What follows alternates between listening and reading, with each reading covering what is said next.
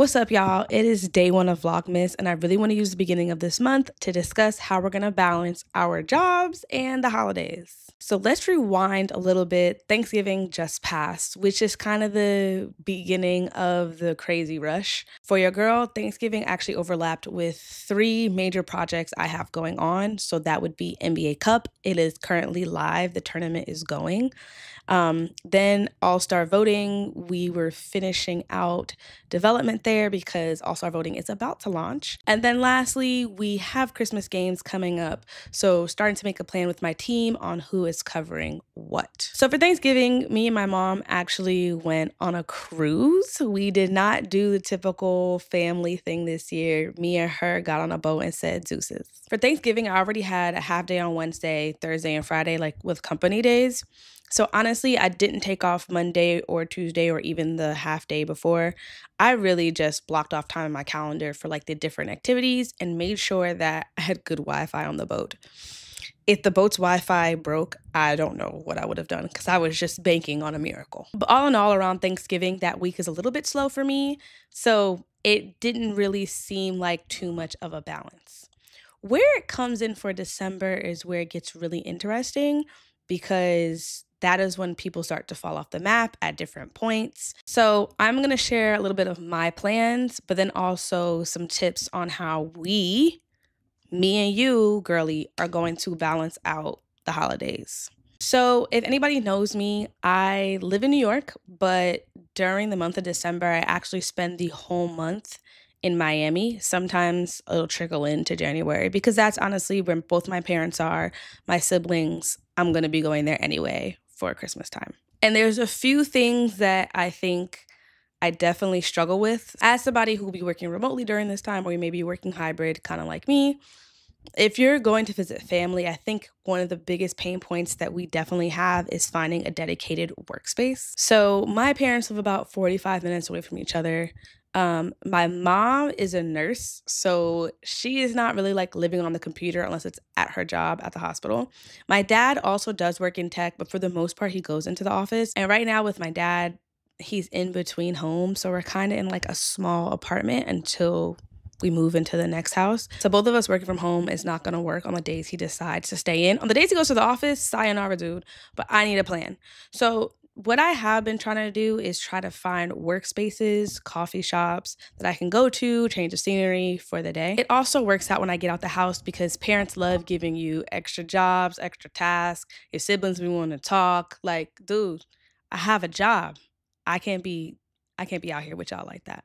So definitely working on finding a dedicated workspace before I get to Miami helps me set my plan. And I think if somehow I do end up being stuck in the house at the same time as my parents or my siblings or anybody else that might be working or has their own tasks, I have to have a backup plan. And that backup plan is noise canceling headphones and the do not disturb feature. Now, that's not necessarily going to stop my family from knocking on the door and coming into whichever room I am working in. However, if the headphones are on and I am focused, hopefully they open the door and they're just like, oh, we're going to leave her alone. Still highly doubt it with Caribbean parents, but it's worth a shot. On the flip side, at least the headphones will help me not hear anything else they're possibly doing that could cause a distraction. Now, this next challenge I won't necessarily have because I'm flying between the same time zone, but for some people, going home means going from the East Coast to the West Coast, East Coast to the Midwest, and vice versa. So to manage this, I would definitely do one of 2 things. When I usually do travel in between time zones, I keep my computer at my local time zone. That just allows me to understand where my team is at and what are their current working hours. And then on my phone, yes, you're gonna have to down your calendar on your phone, at least just for this time. I use that to like track what's actually happening during my time zone. And I will set all the alerts on my phone for my calendar so I don't miss anything that's live. On top of finding a dedicated workspace, working between time zones, making sure you're not distracted, you also want to make sure you are staying organized with your projects. I feel like when you work from home or you go to a desk, you have everything around you that you need. So be sure to pack those items.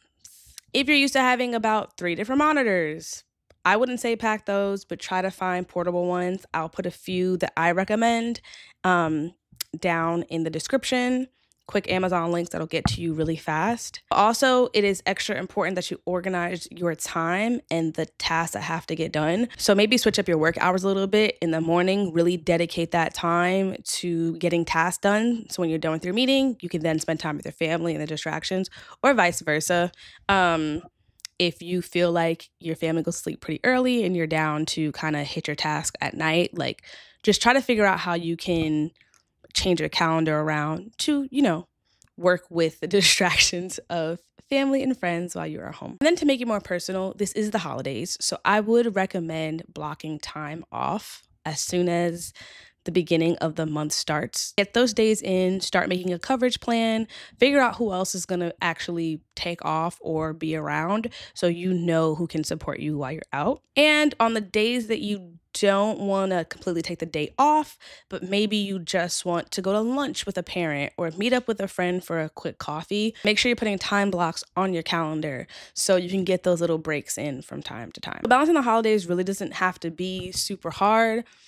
It can just get hectic. I feel like for a lot of companies, just depending on the industry, it is a time to wind down. A lot of people won't necessarily be online anyways. That's how it was when I was at Microsoft. Oh my goodness, I missed that time. But if you're like me, sports don't slow down. Basketball is actually really important Christmas Day. So it is important that you are on top of your game, on top of your work, but also finding that balance to spend time with yourself and spend time with your family. Some tools you might want to also leverage while balancing time during the holidays or trying to trick the calendar or your coworkers. Don't tell anybody I told you this. 1, schedule your messages, schedule your emails, schedule your Slack or team messages so that maybe you have more of a morning presence, even though you might be sleeping in, but you're kind of still communicating and getting things done. That's a big one.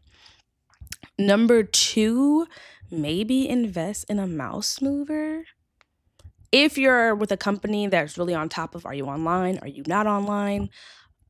If you know you're going to step away for a little bit to just be with a family member, talk a little bit, and you don't want your computer to time out, invest in a mouse mover. I use the app Caffeine on my Mac.